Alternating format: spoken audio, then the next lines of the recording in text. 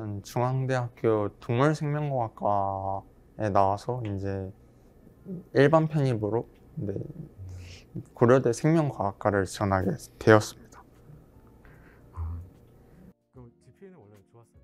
아니요, 그렇게 좋진 않았어요. 아무래도 이 학업과 맨 처음에 병행하다 보니까 좀 성적이 잘 안 나오는 경향이 있더라고요. 그래서 3.79 정도 나왔어요. 공인영어 점수도 필요했었어요? 근데 보긴 봤던 것 같아요. 그 고대는 제가 알기로는 없어진 걸로 아는데 연대가 있어가지고. 연대에 있어가지고. 그래서 토익을 860점을 맞긴 했거든요. 네, 아무래도 900점이 이상이 안정권이 아닌가 싶긴 해요. 자, 그러면 원래 편입을 그러면 이제 언제? 저는 2학년 때 코로나가 터지고 나서 이제 아무래도 시간도 남고 그래가지고 1월부터 현강을 다니기 시작했어요. 근데 이게 아무래도 학업과 병행을 하다 보니까 그렇게 결과가 썩 좋지 않게 나오더라고요. 그래서 이제 공부한 게 좀 아쉽기도 하고 그래가지고 휴학을 아예 그냥 한 다음에 3, 4월까지는 인강으로 하고 5월부터는 현강을 다시 다니기 시작한 것 같아요.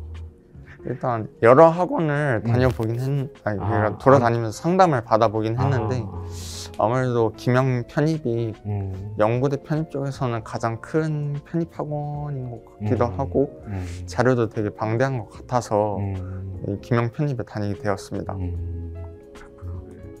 그래서 이제 교수님 수업을 들었고 그리고 교수님 수업을 들었었어요.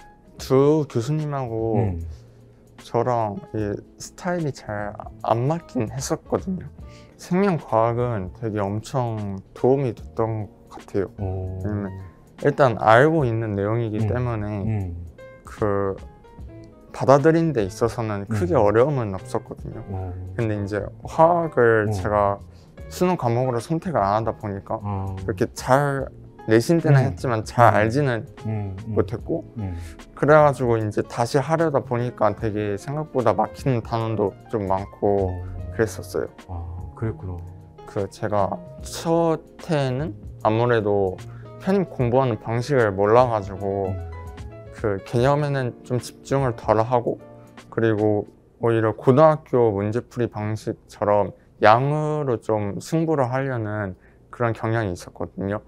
그러다 보니까 아무래도 수능과 다르게 편입은 좀 더 자세한 개념들이 나오고 오히려 추론 문제들은 좀 적게 나오잖아요.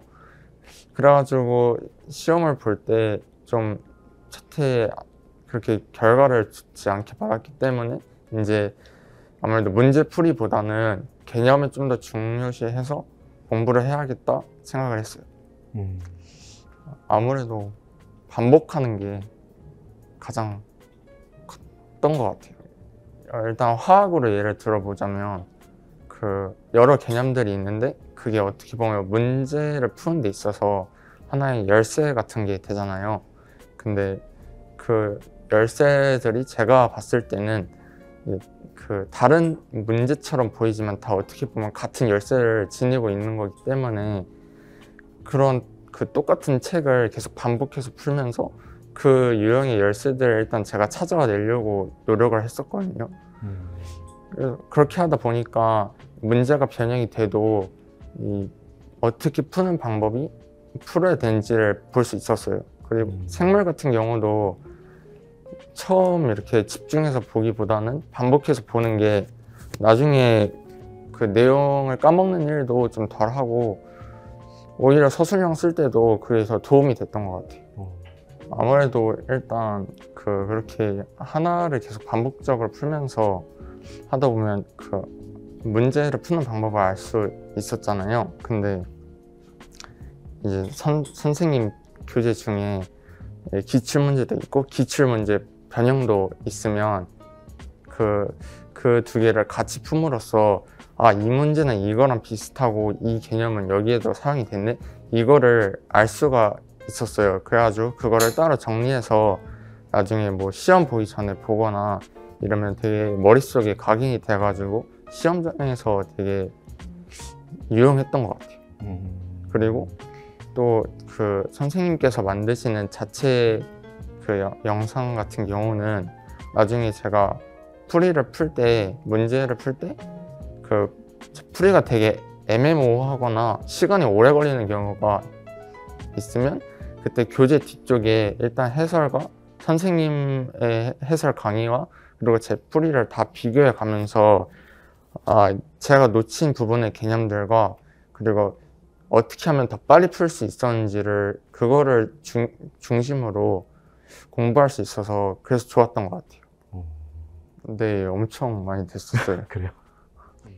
이번에 시험 문제가 진짜 거의 똑같이 나와가지고 그래요?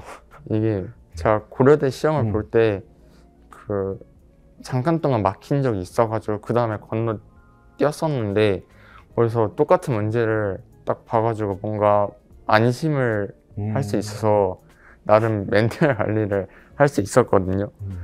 그래가지고 네, 되게 도움이 됐던 것 같아요. 일단 아무래도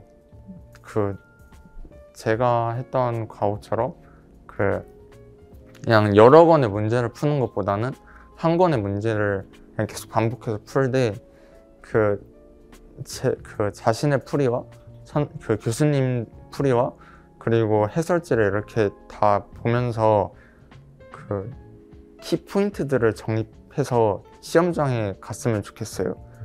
또한 자신이 실수했던 것을 물론 오답노트 쓰는 것도 좋지만 자신이 실수했던 것을 최소한 포스트잇으로 문제 밑에다가 붙여놓음으로써 실수하는 것을 방지했으면 되게 좋을 것 같아요. 그리고 마지막으로 문제를 꼭 푼 다음에 자기가 부족한 개념에 대해서는 무조건 개념서로 다시 읽는 거를 추천할 것 같아요. 정말 축하하고 학교 생활 잘 하시기 바랍니다. 네, 고생 많았습니다. 감사합니다. 이게 이제 9월 달에 피트를 보고 온 학생들이 이제 오면 저 같은 경우도 되게 부담감을 되게 많이 느꼈었는데 이게 그렇게 많이 느낄 필요가 없더라고요. 생각보다 아무래도 피트랑 편입이랑 유형이 다르기 때문에 편입생한테 오히려 좀 더 유리한 면도 있고 그리고 아무리 막 엄청 어려운 문제를 걔네가 풀고 왔어도 편입생들은 그냥 편입에 맞는 문제들만 풀어왔기 때문에 그냥 쭉 자기가 가던 길을 그대로 갔으면 좋겠고 그것 때문에 막 여러 번 다른 문제들을 막 풀고 이런 거는 좀 지양했으면 좋겠어요.